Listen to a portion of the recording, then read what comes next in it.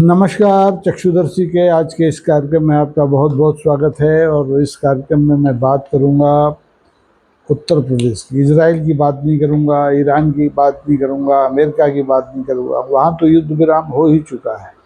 अब इस युद्ध विराम पर जब अमल होगा तब होगा, क्योंकि युद्ध विराम की घोषणा के बाद भी पता चला है कि ईरान ने इजराइल पर हमला किया है, जिसमें कुछ लोग मारे गए हैं। तो इस खबर को जाने दीजिए, अंतर्राष्ट्रीय खबर है। देश दुनिया में इसके अलावा भी बहुत कुछ घट रहा है। पिछले दिनों की बात है कि उत्तर प्रदेश में, जहाँ की राम राज्य है पिछले 7-8 साल से, माननीय योगी आदित्यनाथ की सरकार है, वहाँ पर भागवत कथा बाँचने के लिए एक यादव जी चले गए गलती से। तो उनकी जो दशा की वहाँ के उत्तर प्रदेश के लोगों ने, उसके बारे में चर्चा बहुत होनी चाहिए थी, लेकिन कम हो पाई। क्योंकि देखिए, हम चंद्रयान लेकर पहुंच गए, हमने विश्वगुरु बनने का दावा भी ठोक दिया, हम चौथी अर्थव्यवस्था भी बन गए दुनिया की। लेकिन हमारा जो बौद्धिक स्तर है, हमारी जो संकीर्णता है, उसमें कोई अंतर आया नहीं है। और इसके प्रमाण हमें रोज़ रोज़ मिलते रहते हैं। कहीं किसी दलित को, दूल्हे को घोड़े पर चढ़ने नहीं दिया जाता है, कहीं किसी को मंदिर में प्रवेश नहीं करने दिया जाता है। और अब ताज़ा खबर है इटावा जिले से। इटावा समाजवादी पार्टी के जो संस्थापक हैं, पूर्व रक्षा मंत्री, अब तो रहे नहीं, मुलायम सिंह यादव का गृह जिला है। वहाँ एक गांव है दानापुर। दानपुर में पिछले दिनों कुछ लोगों ने भागवत कराने की इच्छा प्रकट की, और एक भागवताचार्य थे संत सिंह यादव, उनको लेके आ गए। बढ़िया सजावट हो गई, आचार्य पीठ बन गई, भक्तगण आ गए, मंडप सज गए, सब कुछ हो गया। संत सिंह यादव ने भागवत कथा बाँचना भी शुरू कर दी। इसी बीच खरखसा हुआ, लोगों ने कहा कि संत सिंह यादव जो हैं ये ब्राह्मण नहीं हैं, ये कथा बाँचने के अधिकारी नहीं हैं। बस इतना था कि जो वहाँ दानपुर में जो हमारे हिंदू भक्त होते हैं, हिंदू धर्म के ठेकेदार होते हैं, बजरंगबली के भक्त होते हैं, उन्होंने कथा रुकवा दी और संत सिंह को घेर लिया। संत सिंह से कहा, भैया अपना आधार कार्ड बताओ, तुम कौन जात हो, तुम ब्राह्मण हो कि नहीं हो, तुम कथा कैसे पढ़ रहे हो। तो संत सिंह ने कहा, देखो महाराज, हम तो अच्छे खासे टीचर थे, स्कूल बंद हो गया तो पेट पालने के लिए भागवत कथा करने लगे। हम तो यादव हैं, कोई दलित जाति के नहीं हैं। लेकिन लोगों ने नहीं माना, लोगों ने उनकी धुनाई कर दी, उन पर आधार कार्ड था नहीं। संत सिंह दरअसल एक पप्पू महाराज थे गांव के, उनके कहने पर वहाँ कथा, दानपुर में कथा, भागवत कथा पढ़ने गए थे। उनके साथ एक और साथी थे, मुकुटमणि साहब, उनकी भी ठुकाई हुई, उनकी अंगूठी छीन ली, चैन छीन ली, मरम्मत की।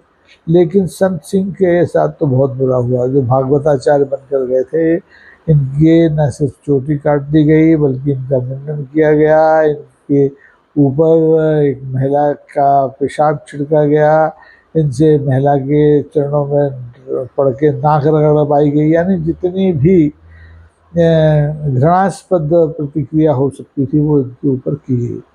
और मज़े की बात यह है कि इस सारी घटना पर उत्तर प्रदेश की सरकार मौन बैठी हुई है। सरकार ने मौन रहने का जो गुण है, ये केंद्र से सीखा है कि हमारे केंद्र की सरकार हर मुद्दे पर मौन हो जाती है। चाहे वो पहलगाम में हत्याओं का मामला हो, चाहे वो यूक्रेन में हमले का बात हो, चाहे गाजा पट्टी में हमला हो, चाहे ईरान पर हमला हो, मौन हो जाती है। ऐसी उत्तर प्रदेश की सरकार भी मौन हो जाती है ऐसी घटनाओं पर, जब जब ऐसी घटनाएं होती हैं। और बल्कि कुछ लोग ऐसे हैं उत्तर प्रदेश की सरकार में जो इन घटनाओं को संरक्षण देते हैं। लेकिन उत्तर प्रदेश में समाजवादी पार्टी के अध्यक्ष अखिलेश यादव ने इस घटना को गंभीरता से लिया और कड़ी कार्रवाई करने की जब बात कही, मांग की, तो इटावा की पुलिस सक्रिय हुई। इटावा की पुलिस ने 3-4 आरोपियों के खिलाफ मुकदमा दर्ज किया, और मुकदमा दर्ज करने के बाद संभवतः उनकी गिरफ्तारी भी कर दी। लेकिन अब इस मामले में किसी को फांसी पर तो लटकाया नहीं जा सकता। सीमित धाराएं हैं, सीमित उनमें अगर मान लीजिए प्रमाणित भी हो गया कि संत सिंह यादव के साथ इस तरह का अपमानजनक व्यवहार किया गया तो ज़्यादा से ज़्यादा 6 महीने की सज़ा हो जाएगी। इससे ज़्यादा तो कुछ होना नहीं। तो हमारे जो भारतीय कानून हैं और कानूनविद हैं और कानून सालाएँ हैं, वो सब इस मामले में बड़ी उदार हैं। और इसी वजह से आप देखें कि आज़ादी के पहले जो संकीर्णता इस देश में थी, आज़ादी के 80 साल बाद भी उसमें बहुत ज़्यादा फ़र्क नहीं आया, कम तो हुई है। अब मंदिरों में आप देखें लोग दलित प्रवेश कर सकते हैं, कुंभ स्नान में जाते हैं तो वहाँ कोई नहीं पूछता कि आप किस जाति के हो, और भंडारों में होता है कोई नहीं पूछता, बैठ जाइए, खा लीजिए, पी लीजिए। तो औदार्य तो बढ़ा है, लेकिन संकुचन भी जहाँ की तहाँ बरकरार है। जो हिंदू राष्ट्र का नारा देने वाले लोग हैं, उन्होंने ऐसे अंधभक्तों की फौज इस देश में खड़ी कर दी है जो आज भी मनुस्मृति पर चलती है।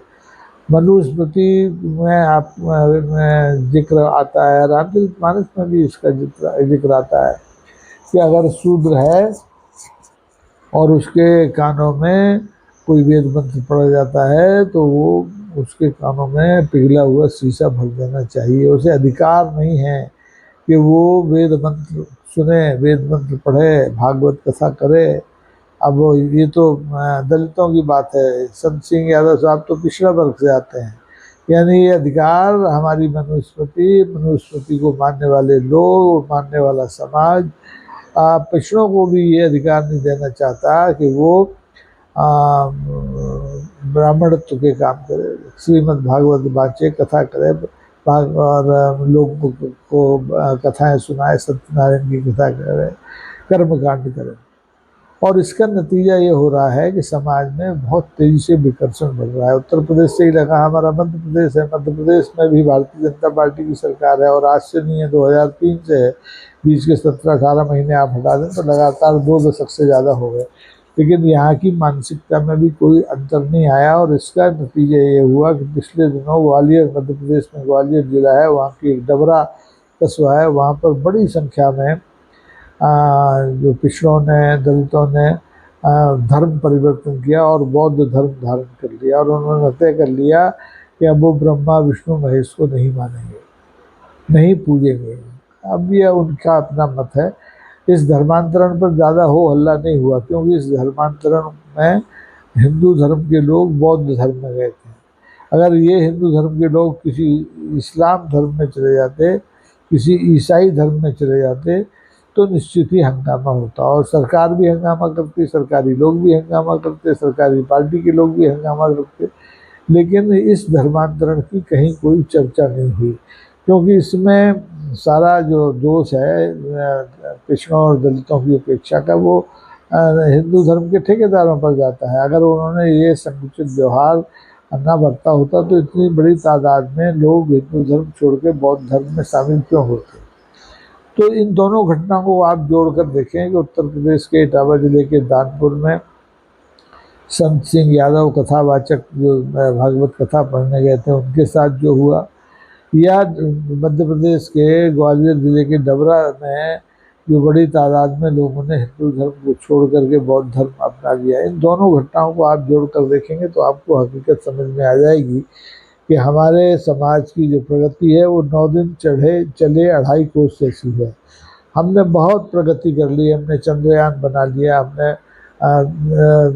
वाईफाई दिवस बना लिया, हमने क्या क्या कर चुके हैं, लेकिन हम अपनी संकीर्णता का अभी तक त्याग नहीं कर पाए। हमने महाकुंभ कर लिए और जाने कौन कौन से काम नहीं कर लिए हिंदुत्व की स्थापना के लिए, लेकिन हम लोगों के मन में से जातिवाद का जहर, संकीर्णता का जहर, छुआछूत का जहर समाप्त नहीं कर पा रहे हैं, उल्टे इनको और बल दे रहे हैं। दानपुर की घटना से सचमुच हम लोग आहत हुए हैं, क्योंकि देखिए ये कहाँ लिखा है कि कौन सी किताब कौन आदमी पढ़ेगा, कौन सी किताब कौन आदमी नहीं पढ़ेगा, कौन सा कर्मकांड कौन आदमी करेगा, कौन सा कर्मकांड कौन आदमी नहीं करेगा। तो अगर संत सिंह यादव ने श्रीमद् भागवत कथा पढ़ना शुरू कर दी थी तो कोई आसमान तो टूट नहीं रहा था। तो श्रीमद् भागवत की पवित्रता भी इससे भंग नहीं हो रही थी, भगवान भी इससे नहीं रूठ रहे थे, भक्तगण भी इकट्ठे थे। तकलीफ थी उन चंद लोगों को, चंद मुट्ठी भर लोगों को, जो कि हिंदू धर्म के ठेकेदार बने फिरते हैं। तो उत्तर प्रदेश की सरकार का ये नैतिक दायित्व बनता है कि वो ऐसे लोगों के खिलाफ सख्त से सख्त कार्रवाई करे। लेकिन करे कैसे? वो तो उत्तर प्रदेश की सरकार के मुखिया, तो आपने पिछले दिनों का, अगर आपको पीछे जाना पड़ेगा, याद करें, हरियाणा का चुनाव हो, महाराष्ट्र का चुनाव हो, सब जगह एक ही नारा दिया था, छिंदवाड़ा झारखंड का चुनाव हो कि कटोगे तो बटोगे, बटोगे तो कटोगे। और यहाँ बेचारे बट नहीं रहे हैं तो भी कट रहे हैं। यादव जी की पिटाई हो गई, उनका मुंडन कर दिया गया, उनके ऊपर पेशाब छिड़क दी गई, उनसे नाक रगड़वा दी गई। तो आखिर सरकार चाहती क्या है? कि सरकार पूरे यादव समाज से नाक रगड़वाना चाहती है, क्योंकि जो लोकसभा चुनाव में यादव समाज की ओर से सरकार को समर्थन नहीं मिला, उससे सरकार बहुत क्षुब्ध है, खिन्न है, और उसी का बदला अब ये संत सिंह यादव जैसे लोगों से लिया जा रहा है, मुकुटमणि जैसे लोगों से लिया जा रहा है।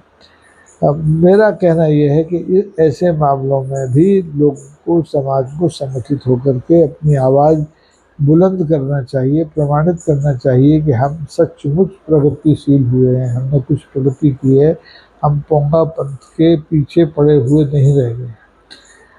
बेहतर होता कि मैं मुख्यमंत्री इस मामले में संज्ञान लेते, कोई वक्तव्य देते, कोई संदेश देते लोगों को, समाज को, कि भाई इस तरह की घटनाओं की पुनरावृत्ति कम से कम उस उत्तर प्रदेश में तो नहीं होना चाहिए जिस उत्तर प्रदेश में राम राजा विराजे हुए हैं, राम राजा, राम लला विराजे हुए हैं। राम राजा तो बड़े जब हो गए तो वो आके ओरछा में विराजे, लेकिन अयोध्या में राम लला विराजे। तो राम लला के प्रदेश में इस तरह की ऊंची हरकतें नहीं होनी चाहिए, क्योंकि राम लला ने तो जब वो बड़े हो गए, वनवास में चले गए, राजा राम बनते बनते रह गए थे, तो उन्होंने तो बहुत छोटी जाति के लोगों को बोल के रात निषाद सबको गले लगाया था, उन्हें सम्मान दिया था, उन्हें उनके साथ बैठे, उनका हाथ का चूहा पानी पिया, उनके हाथ का दिया खाया।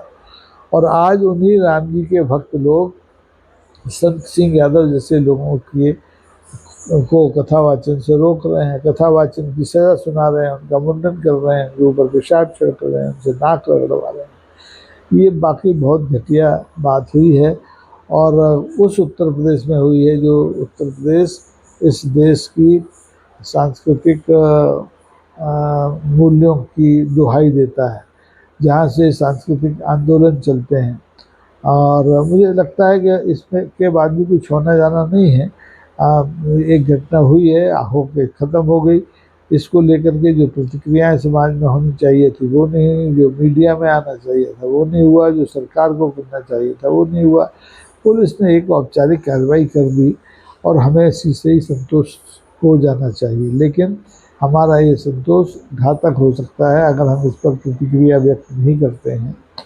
हमें लोगों को बताना पड़ेगा कि अब हम उस समाज में रहते हैं, उस व्यापक समाज में रहते हैं जिसमें हिंदू, मुस्लिम, सिख, ईसाई तो छोड़िए, बाकी के लोग भी सब बराबर हैं, सब भाई भाई हैं, कोई ऊंच नीच नहीं है। यादव हो, कुर्मी हो, कोली हो, जाट हो, सबको सब तरह के अधिकार संविधान ने दिए हैं। संविधान कहीं नहीं रोकता कि यादव जाति का व्यक्ति श्रीमद् भागवत कथा नहीं पढ़ेगा, और आप कैसे रोक सकते हैं? आज तो ज़माना इंटरनेट का ज़माना है, आज तो ज़माना अब सोशल मीडिया का ज़माना है, कोई भी यादव बैठ कर के इस तरह के प्रवचन कर सकता है, कथा सुना सकता है। आप जैन धर्म की उदात्तता को देखिए, उनके यहाँ तो जितने मुनि हैं एक भी जैनी नहीं है, एक आध होगा तो अपवाद, फिर वो अधिकांश पिछड़े वर्ग के हैं, हिंदू हैं, यहाँ तक कि अल्पसंख्यक मुसलमान भी हैं।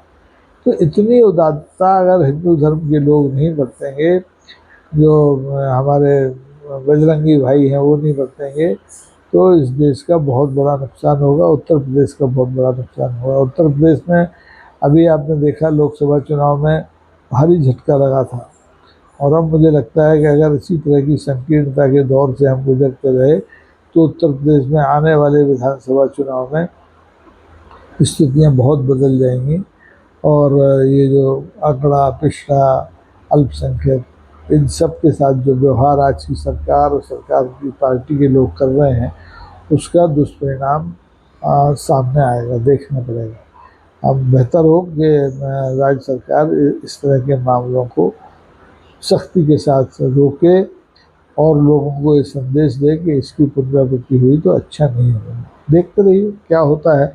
लोग संत सिंह जैसे लोग कथा बाँच पाते हैं या नहीं बाँच पाते हैं।